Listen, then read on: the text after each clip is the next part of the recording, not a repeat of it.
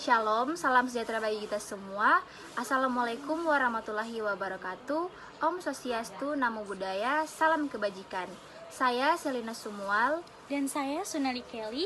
Kami mahasiswa Universitas Prisma Manado, Fakultas Sains dan Teknologi, Program Studi Farmasi akan mempresentasikan materi etika moral dengan judul yang kami ambil, yaitu media sosial dan cyberbullying.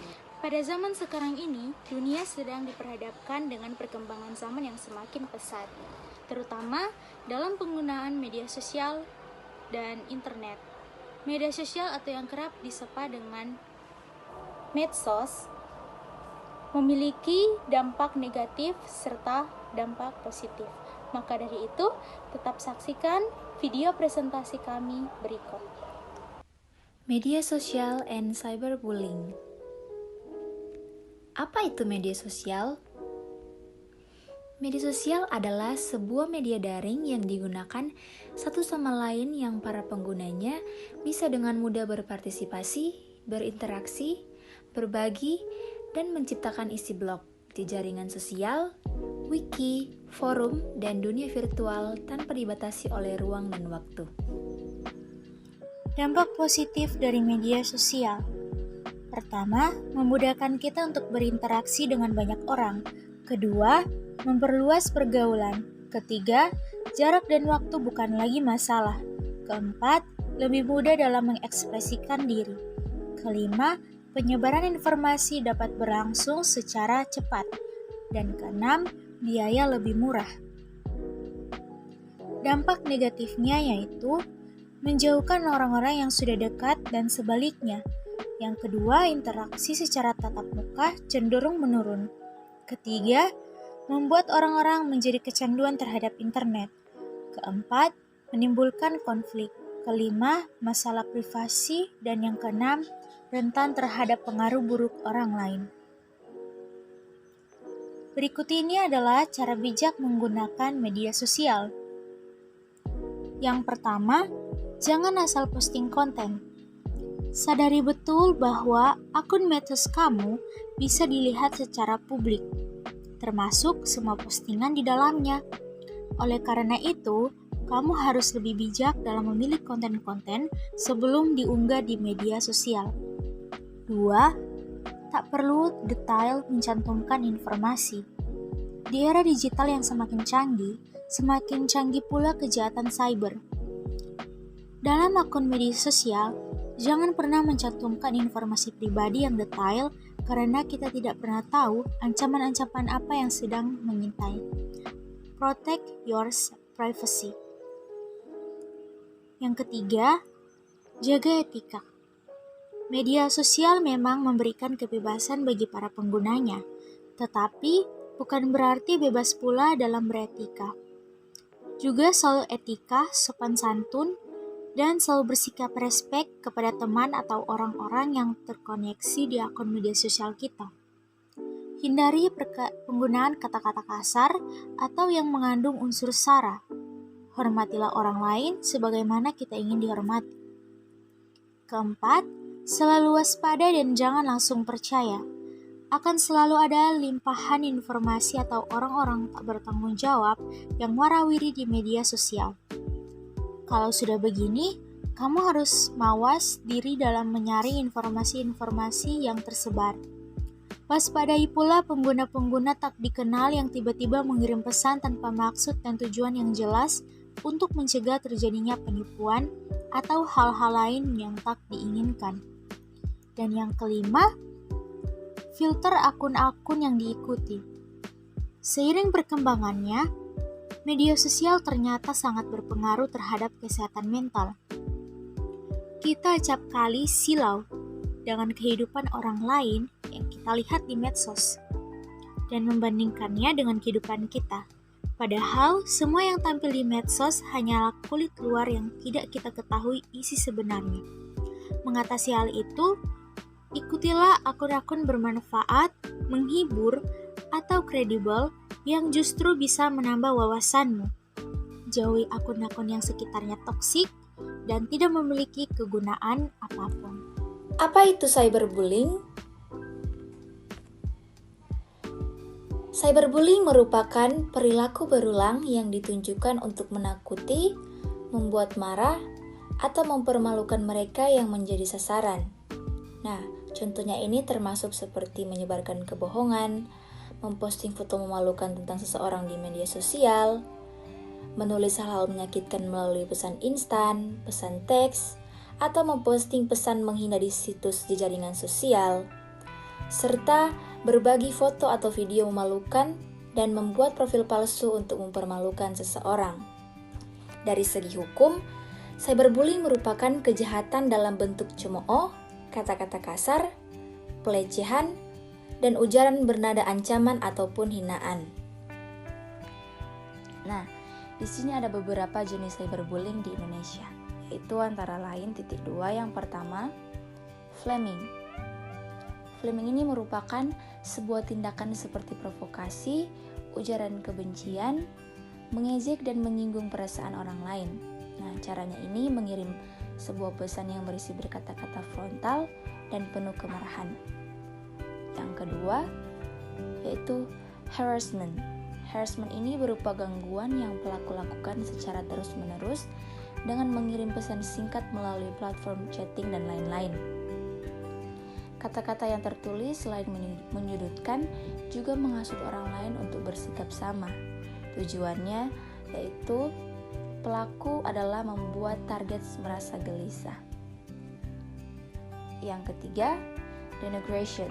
Denigration ini merupakan pencemaran nama baik di mana pelaku akan mengumbar kejelekan orang lain. Selanjutnya yang keempat, yaitu cyberstalking. Nah, cyberstalking ini merupakan sebuah tindakan dengan sengaja, semata-mata dan bertujuan untuk membuat korban merasa depresi dan takut. Yang kelima yaitu impersonation. Impersonation ini merupakan tindakan meniru atau menjadi orang lain dan mengirimkan pesan-pesan yang menyakitkan korban. Biasanya pelaku menggunakan akun palsu dan aksinya beraksi di sosial media seperti Instagram, Twitter, dan media sosial lainnya. Nah, yang terakhir, yang keenam, outing and trickery.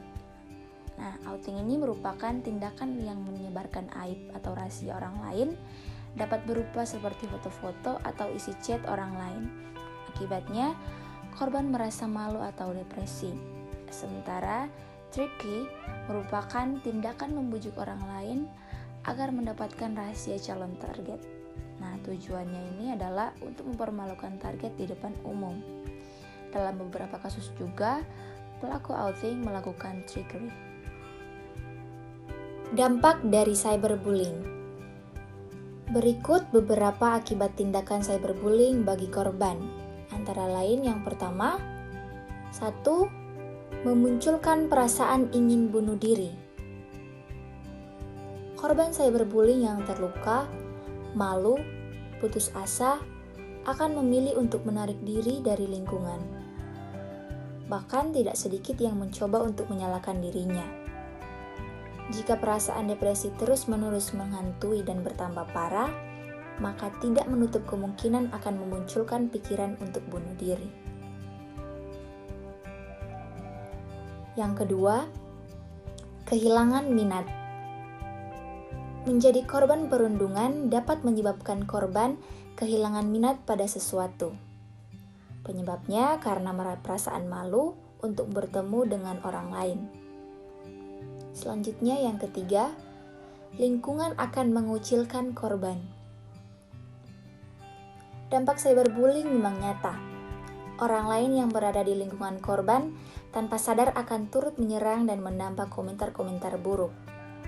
Bahkan, orang yang tak kenal dekat dengan korban pun ikut menyerang hanya karena postingan muncul di beranda sosial media mereka. Akibatnya, korban bullying akan semakin terkucilkan dan mendapat perlakuan yang tidak menyenangkan lainnya. Yang terakhir, yang keempat, kesehatan fisik menurun. Komentar negatif yang terus-menerus akan membuat korban menjadi stres, lelah pikiran, dan juga fisik. Cara menyikapi cyberbullying.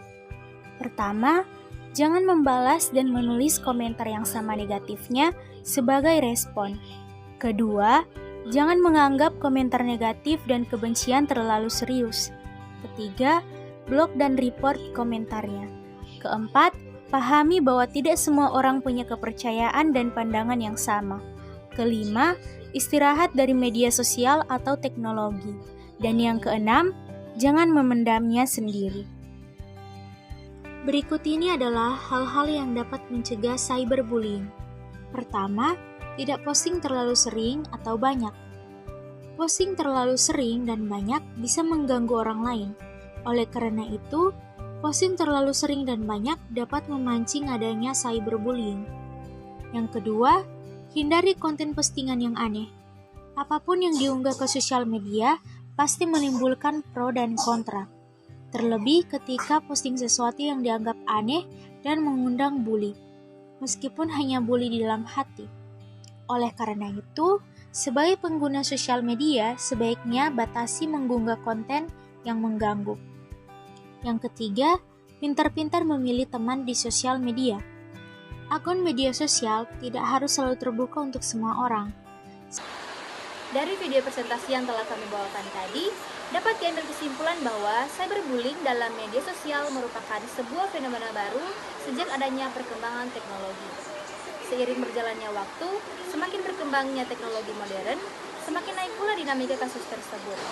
Akibat dari itu, cyberbullying banyak memakan korban bahkan sampai merenggut jiwa seseorang hanya karena sebuah ketikan ataupun lewat foto maupun video. Maka dari itu, perlu diingatkan kembali bahwa kita sebagai sesama manusia seharusnya tidak melakukan tindakan tersebut hanya untuk kepuasan pribadi atau rasa iri dan benci terhadap seseorang, karena hal tersebut akan berdampak negatif bagi psikis serta kehidupan pribadi dari orang yang kita bully.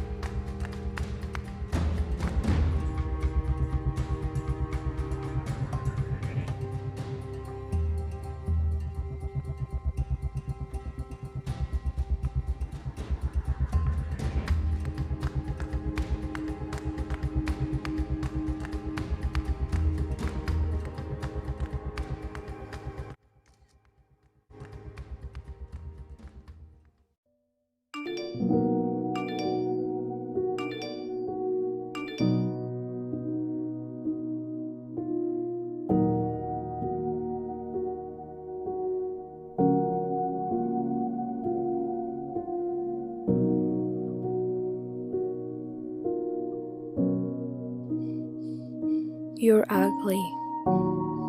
Horrible. You're fat. No matter what you do, you'll never be pretty.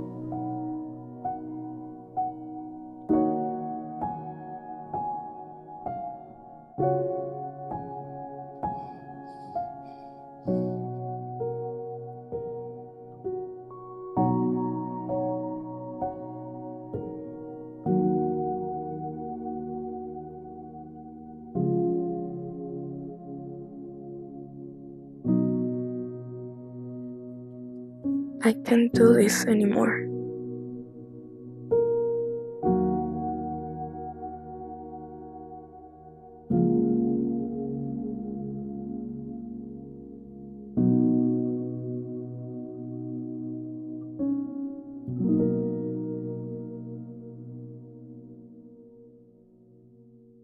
Setelah menyaksikan contoh video tersebut, bagaimana reaksi serta tanggapan kalian jika kalian berada di dalam posisi sang korban?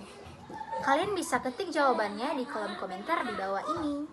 Terima kasih telah menyaksikan video presentasi kami. Jangan lupa like, Komen, share,